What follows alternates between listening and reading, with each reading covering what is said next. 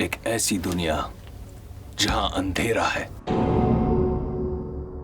एक ऐसी दुनिया जहां कोई परवाह नहीं करता, एक ऐसी दुनिया जहां स्पाइडरमैन नहीं बसता और सभी जान जाएंगे कि असल में मैं कौन हूं। तुम जानते नहीं, मैं हूं इलेक्ट्रो। काल के अवतार ने सबको डरा दिया था, लेकिन मेरे साथ है विवेक और वो इस बार काल नहीं, इलेक्ट्रो। बिल्कुल बिल्कुल सही बोल रही हूँ। अब आगे क्या है इनसे ही जानते हैं। Welcome to Zoom. Thank you. रोशनी किससे चलती है? इलेक्ट्रो से चलती है। ये है इलेक्ट्रो, मेरे बहुत अच्छे दोस्त हैं, अमेरिका से अभी हिंदुस्तान आए हैं। ये सामने जो हैं इनके दुश्मन हैं।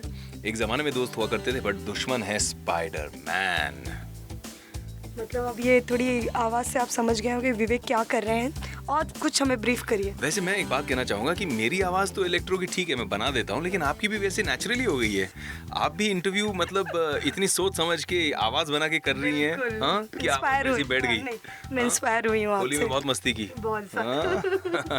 अच्छा बताइए, इस मतलब क्या है, मतलब डबिंग करना है, आवाज़ देनी है, बट जब किसी मतलब ग्रे शेड के रोल के लिए आवाज़ भी देनी होती है तो उस तरह का मतलब माइंडसेट तैयार करना पड़ता है। आप बिल्कुल सही कहा आपने। और जेमी फॉक्स जो है, जिन्होंने परफॉर्म किया, ये बहुत ही दिग्गज परफॉर्मर हैं, एक ऑस्कर अवार्ड विनिंग एक्टर हैं, और इन्होंने बखूबी निभाया है।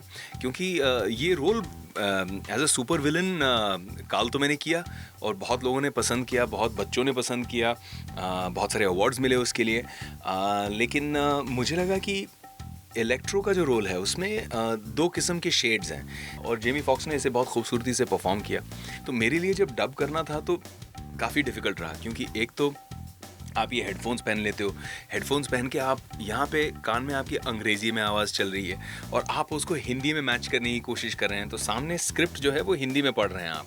ये स्क्रिप्ट है, तो ये स्क्रिप्ट आप हिंदी में पढ़ रहे हो, है ना, ऐसे, और कान में आपकी आवाज़ चल रही है इंग्लिश में, और आपको साथ में मैच करना है, लिप सिंक मैच करना है। तो सुनते सुनते बोलना भी है एट द सेम टाइम, और जैसे उसके मुंह मूव हो रहा है वैसे ही आपको अपना मुंह मूव करना है और उन वर्ड्स को मैच करना है। तो काफ़ी डिफ़िकल्ट भी है, और वो मैच करते करते परफॉर्मेंस को भी मेंटेन करना है। जेमी फॉक्स ने जिस तरह से परफॉर्म किया है उसको कॉपी करके कैसे उसी एनर्जी को, उसी पावर को, उसी एटीट्यूड को कैसे हिंदी में भी लेके आना है एज इलेक्ट्रो।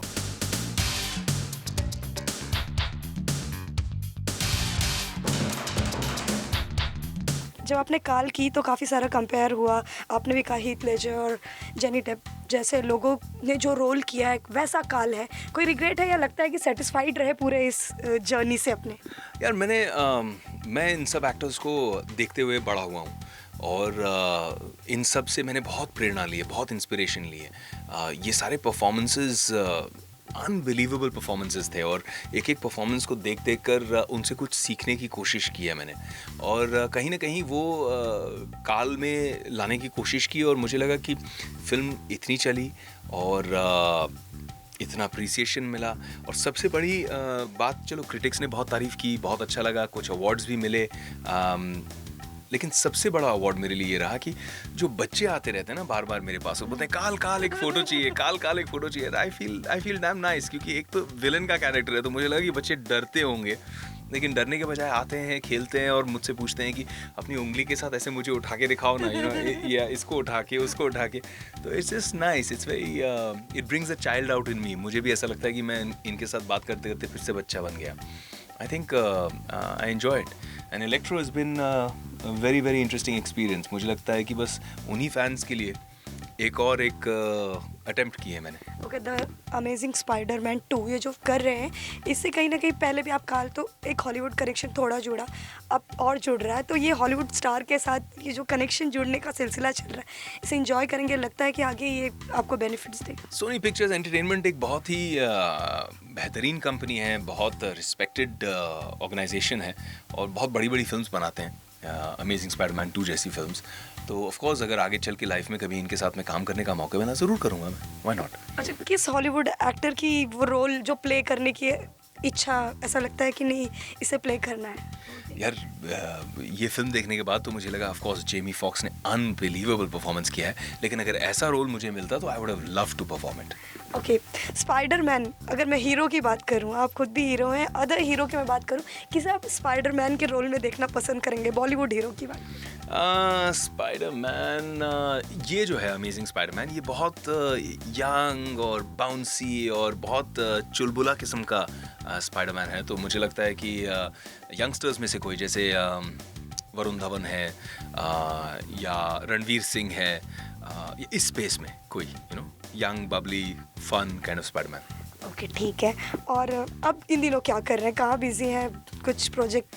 इस वक्त मैं आपके साथ डबिंग स्टूडियो में इंटरव्यू कर रहा हूँ, क्योंकि मैं स्पाइडरमैन 2 डब कर रहा हूँ। लेकिन इसके बाद काफ़ी कुछ चल रहा है, बहुत सारी चीज़ें हैं। आराम से धीरे धीरे एक एक करके उसे आगे बढ़ाया जा रहा है। ग्रैंड मस्ती की कुछ और आगे कुछ सीक्वल हमें देख, खूब सारी मस्ती की, लेकिन और कुछ? हाँ, आई थिंक प्लान तो यही है सबका, बनाने का। बात तो हुई है, अब देखो कैसे आगे बढ़ता है। चलिए विवेक, मैं यही आशा करूंगी जैसे काल के अवतार को लोगों ने पसंद किया है, वैसे ये इलेक्ट्रो की आवाज़ को लोग पसंद करें। अभी आप इलेक्ट्रो की आवाज़ में कुछ लाइंस साइन ऑफ कर नहीं, दीजिए। मैं साइन ऑफ करूं इससे पहले मैं चाहूंगी आप मुझे कुछ सुनाएं।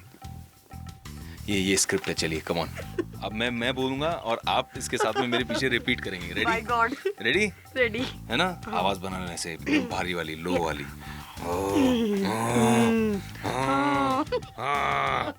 कम ऑन रोहित, या that's it, come on, let's go. देखो,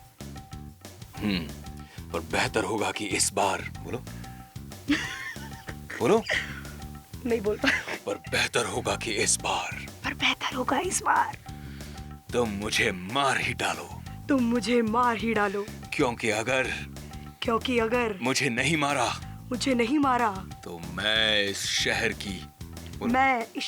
की रोशनी छीन लूंगा। इस स्क्रिप्ट में लिखा है, मैं नहीं बोल रहा हूँ। रोशनी छीन लूंगा लिखा है ऐसे। नहीं, बिल्कुल ये लाइन लिखी हुई है। चलिए विवेक, बहुत अच्छा लगा, थैंक्स अ लॉट। थैंक्स।